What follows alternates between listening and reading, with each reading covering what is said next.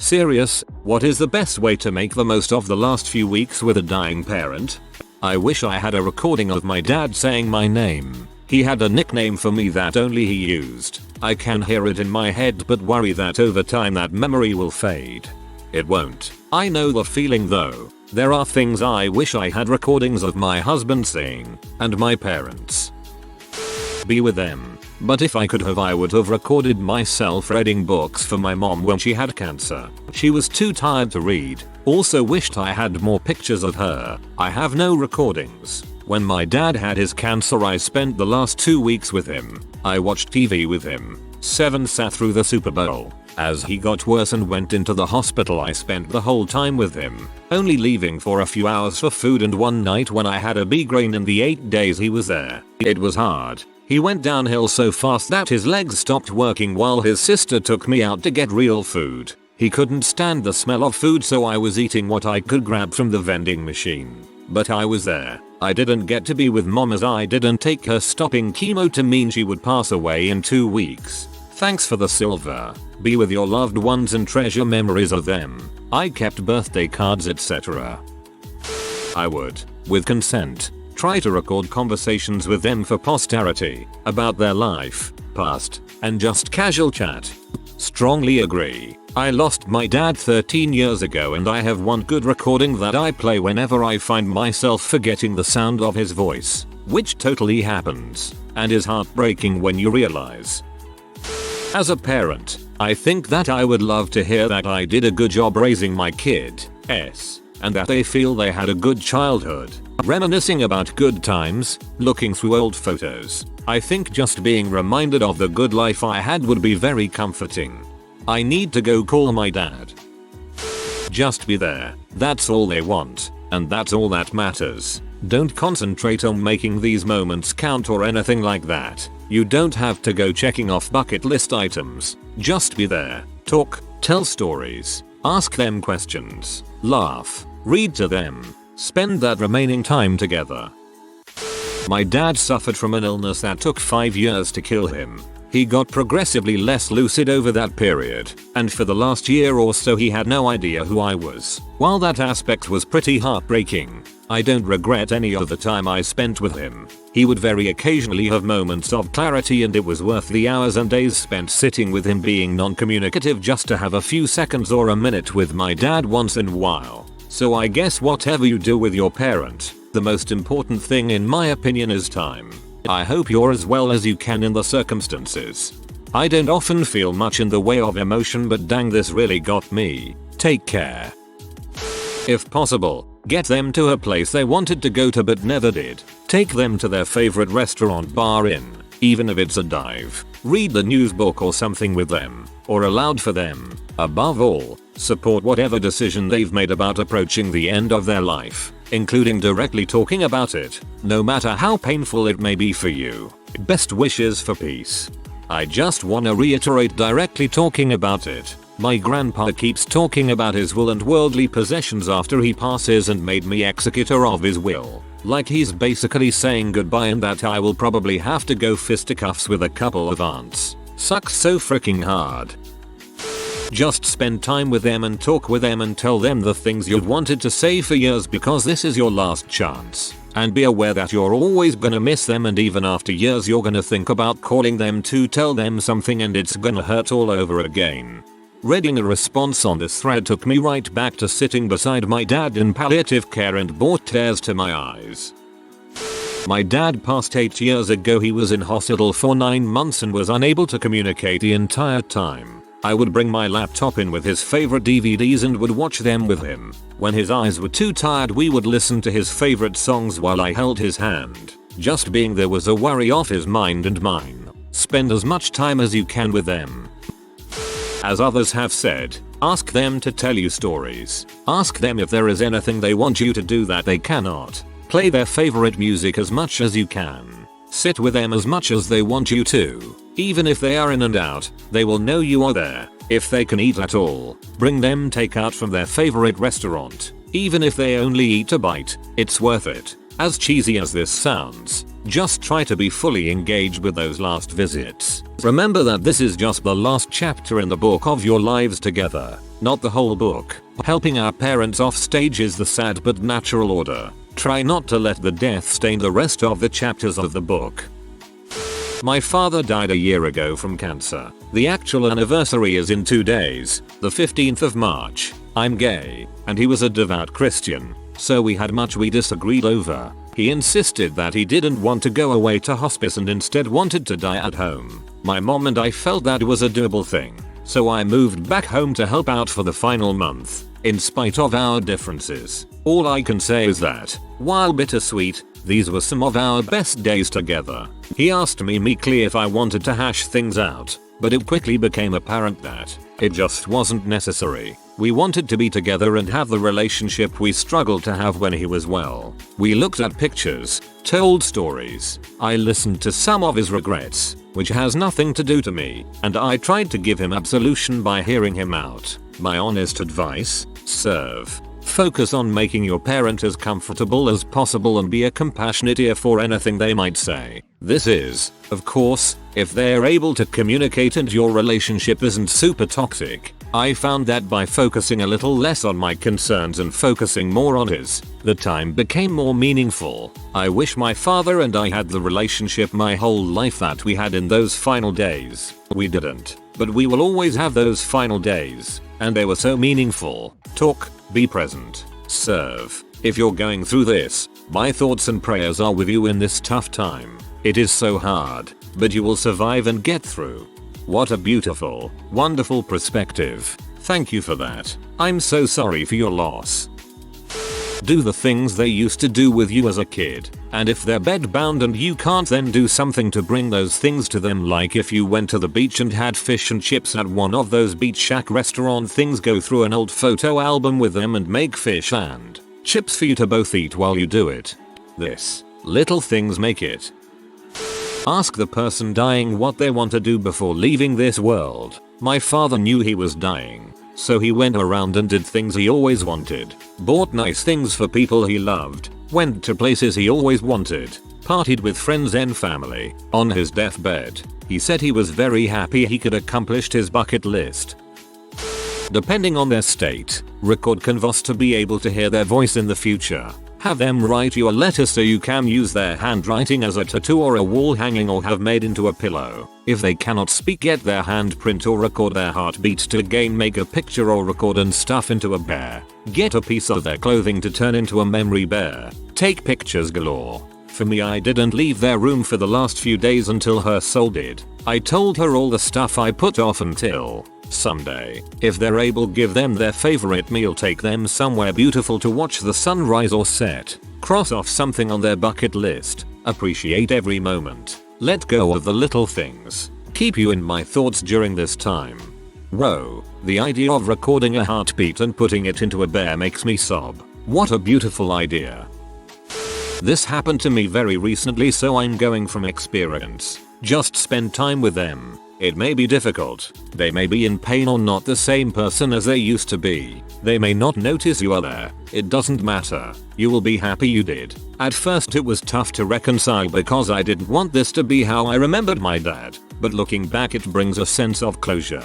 And when I was helping his emaciated body into the shower because he couldn't stand on his own, he had a moment of clarity and he looked at me. He said, "I am so proud of the man you are, and nothing in the world will ever replace that feeling." That he died proud of me. So my advice is simply to be there, because no matter how hard it is, you will be glad you did. So glad to read this. Thank you.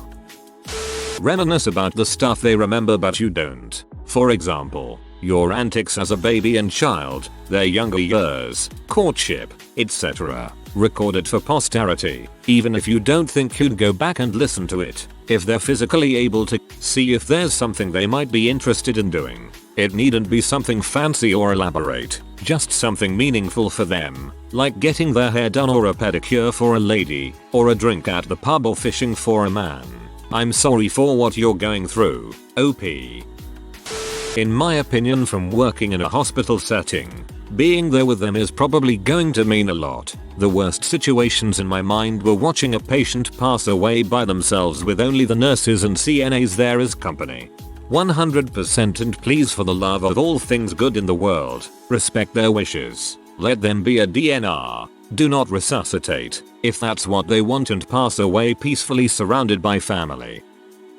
Spend as much time as possible with them. Talk to them. If they are able to, take them somewhere they want to. I was in denial that my father was dying. I finally went to visit because I hadn't seen him in over a year. When I got there I realized it was the end. I moved from NJ to FL to spend his last month with him. Best thing I ever did. If I didn't come out and spend that time with him, I'd be in a very dark, scary place right now. I took him to his doctor. Took him to where he wanted to eat. Even though he couldn't really do it, I didn't leave his side. When he became bedridden, I fed him, cleaned him, talked to him, slept next to him, told him I loved him a million times. Whatever makes them at ease and know it's okay to go when they are ready. My biggest fear was that he would be scared. I wanted to make it easier for him and less stressful. That's my 2 cents. I found that a routine was really helpful for us. Meals, movies, reading, daily crosswords, the things we had done for years, just every day and all day, the language we'd use to tell each other we love the time we spent together. It doesn't have to be important and meaningful. Don't try to force it into some kind of Tuesdays with Maury Schmaltz fest. Just be there and be helpful and hug and laugh as much as you can. Many people are giving the best advice, and that's to just be there with them. Having someone to talk with is a huge help for them. My father had a neighbor come over and scribe for him as he shared his life's memories. My sister has since typed it up for the rest of us siblings. When mom's cancer got bad, we called up family. My mom's brother and parents came out west to visit for several days. We packed up and visited Zion together. It was her way of sharing her passion with her family. They all loved that trip. Tomorrow is the 3rd anniversary of my mother's passing. In 2 months it will be the anniversary of my father's passing. With mom, it was enough to just be there and hold her hand and try to make her smile while trying to memorize everything about her. I miss her smile the most and holding her hand. She would always tell me I had my father's hands. Little things like that are what I remember with her. With my dad, we would do barber time. He would recline in his wheelchair and I'd get him a warm towel ready for his face and then give him a proper shave. All the while, he and I would talk music and movies, share with each other the beauty you've found in life. Encourage them to write love letters. A lot of people will write letters or buy gifts for their left behind family if they know they are dying. But most people don't do this preventatively. My mom's friend died of breast cancer, and before she died, my mom encouraged her to write letters. She wrote letters for each of her kids to open when they graduated from high school, their wedding days, and their first children. She bought outfits for her future grandbabies, and a bracelet for her daughter's someday wedding. My mom died in a freak accident, and there was nothing I would have killed for a love letter from her in a safe somewhere. Write your love letters. Let people know you care. No one expects their death at the exact time. Spend all your time with them and just make the most of it so when they are gone you can still look back to the great times. I work a lot with young people with terminal illnesses, which is not exactly the same, but there are some parallels. Talk about death. It shouldn't be a taboo. Have an honest, open conversation about what they are worried about and how they want their funeral to go. A lot of people deny it is happening and so go through more suffering than they need to. Being open is good. Cicely Saunders drove the hospice movement here in the UK, and one thing she said has always stuck to me. Treat your parents as people, right until their last moment. You matter because you are you, and you matter to the end of your life. We will do all we can not only to help you die peacefully, but also to live until you die. Just be there. My dad passed on home hospice about a year ago. As much as it sucks watching someone you love die slowly, I'm grateful for the conversations we got to have before he died. I am happy I saw this while I am fortunate enough to have both my parents still around. While they are still healthy, I may take some of this advice. Why wait until they are dying, right? I can only offer the few things I took away from when I was in this situation. 1. Everything bad that ever happened between you, no matter how major or minor, should be forgotten immediately. This isn't the time to finally admit it was you that burnt a hole in the sofa, or to get to the bottom of why they never liked that BF when you were 19. 2. Don't get so invested in making the most of your time at the expense of the time you actually have. Be with them. 3. Remember that one of the things playing most on their mind is what will happen to you and the others they leave behind. They don't want to hear how much you'll miss them and how sad you'll be. Don't give them the idea of you broken and bereft without them, even if you will be. Reassure them that while you'll obviously be sad, they shouldn't worry about you. They have enough to worry about. Show them how strong you are, even if you have to lie through your teeth. 4. After they've gone, you'll never think, I wonder if I told them I love them too often. Tell them whenever you want to. 5. Make them laugh if you can. I make jokes. It's how I cope with anything. And hearing someone you love laugh when they have very little to laugh about is the best noise in the world. For a brief moment they're taken away from everything that's happening and they know laughter. It's not the best medicine, but it's certainly a tonic. 6. If they're leaving behind a partner, don't forget them. They will need someone to hold them while they cry. For a while you will have to be the adult comforting the frightened and hurt child. Yes, it hurts losing a parent, but they are losing their world. I may have just reeled off the most obvious advice or the worst, but it's how I dealt with things. I know nothing. None of us do in this situation. Whatever you do, you'll think it was wrong. And that's the last bit of advice. When all of this is over, don't tell yourself you could have done better. We make mistakes. We have times we can't give of ourselves anymore, and we all have moments of weakness. If you achieve nothing else, just let them know they were loved. The rest is really window dressing. Be strong when you can, but don't feel guilty when you can't be.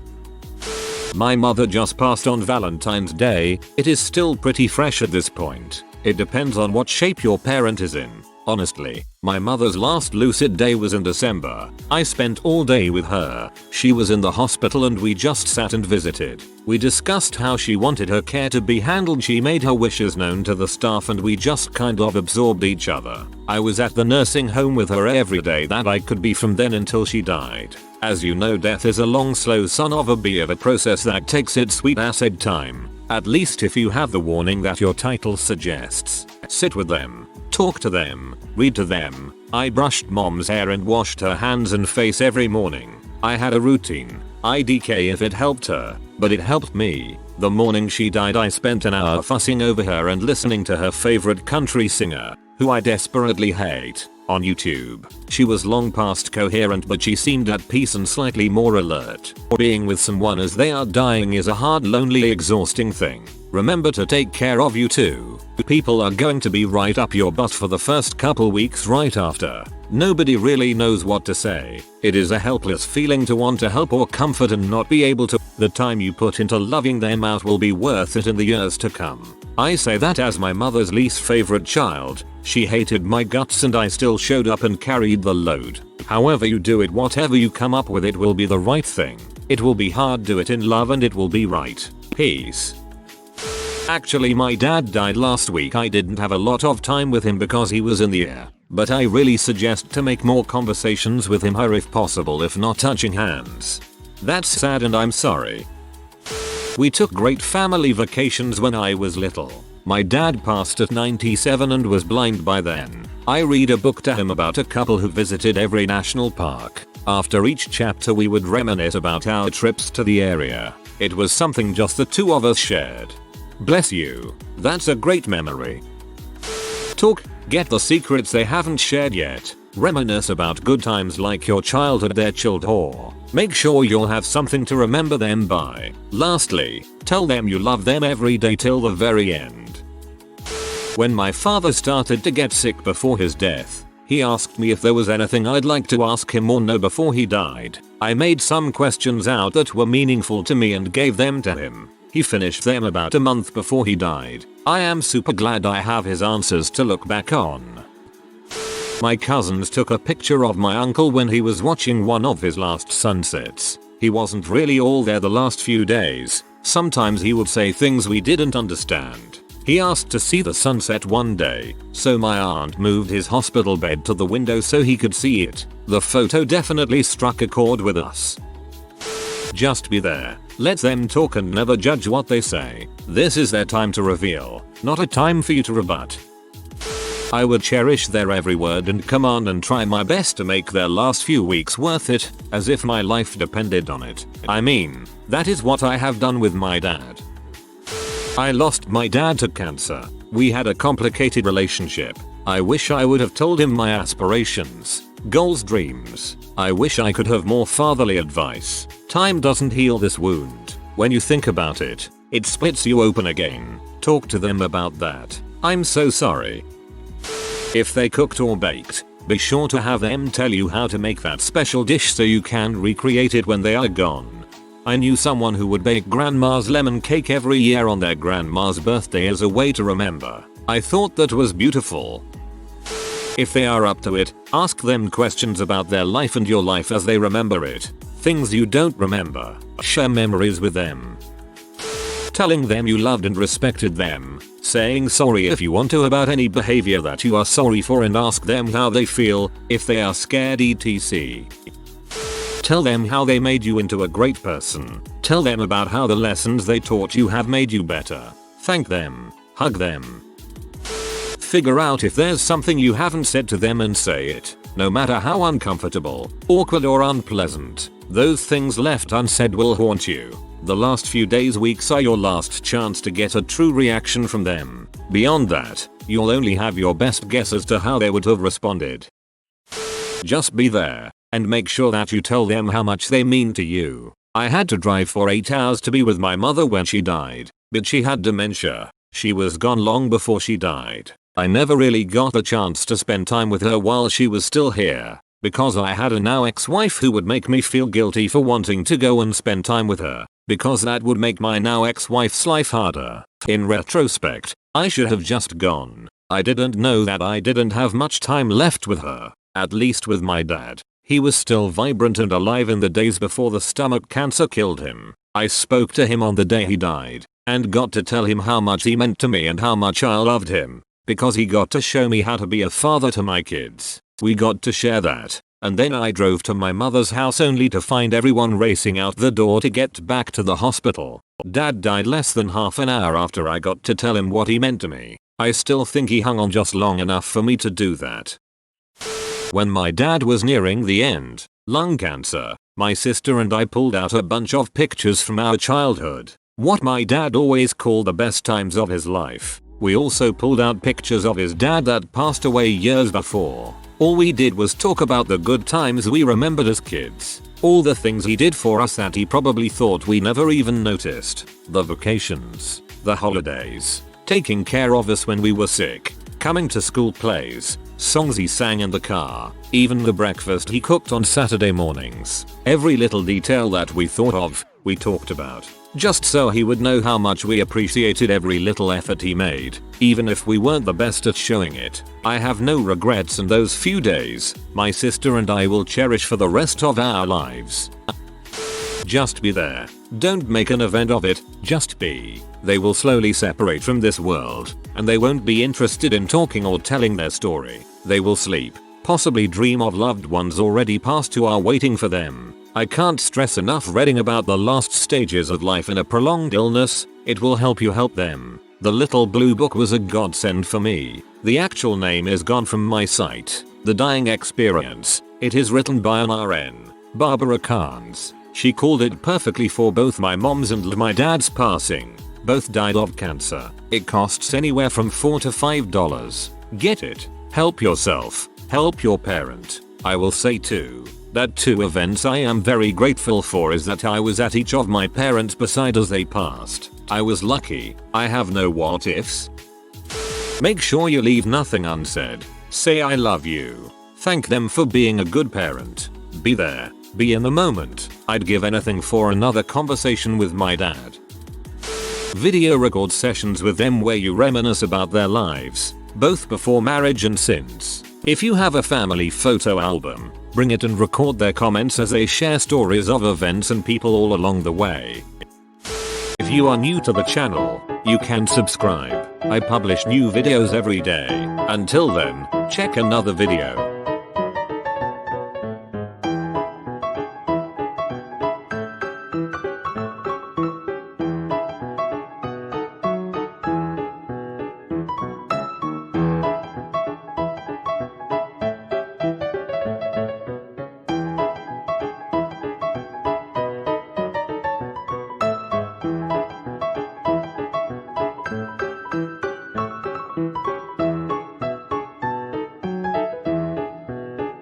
Bye for now.